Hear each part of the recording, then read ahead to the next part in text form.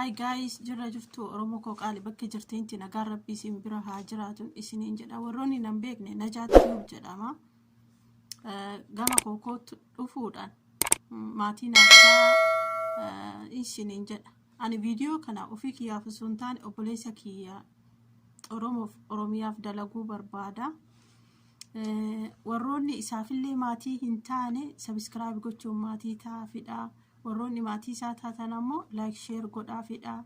Waliin dhaabbannu yaa jajjabeessinuu isiniin jedha obboleessa kiyya qaaliidha. Naman hedduu kabaju obbolaa jechuun gaawaa jabdu waa laaftuu miti. Ilmaan haadha takka sana warra kabajee wal kabachiisuu warra ka'ee wal teechisuu warra sana jechuudha. Akkasii ogummaan kiyya gaafiif deebiidha. Gama kootiillee koottaa isiniin jedha maatiin Oromoo fi Oromiyaa. Ogummaan kiyya gaafiif deebiidha. Kanaafuu gaafii lamamaan baasii fi obboleessa kiyya. Namoonni gaafii kiyya deebistan sirreessitanii badhaasa qabdan. Na biraa jechuudha. Yaala waan addaa waan biyyarra hin jirre osoo hin taane seenaa Oromootirraa kana nani gaafadhu. Yaala isiniin jedha Oromoo. Akkasii isallee naaf jajjabeessa. Waliin naa dhaabbadha isiniin jedha. Gaafii tokkoffaa.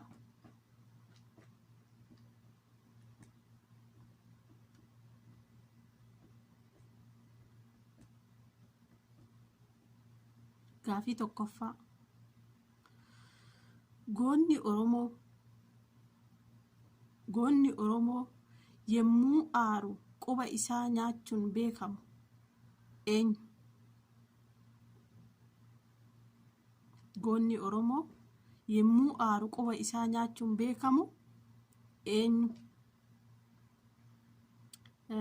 Keessattuu guyyaan quba inni nyaate sun guyyaan inni aaree quba ofii nyaatee fixe sun guyyaa maaliitti taate gooticha kanatti? Akkamitti jabaatte? Maaliif? Naaf barreessa. Waa biraa daneechinee barreessina. Maaliif? Naaf barreessa. Waa biraa daneechinee barreessina. Xiqqeessatuma barreessa hin beekaani waan ta'eef.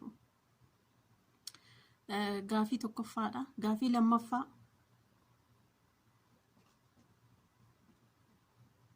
Gaafii lammaffaa.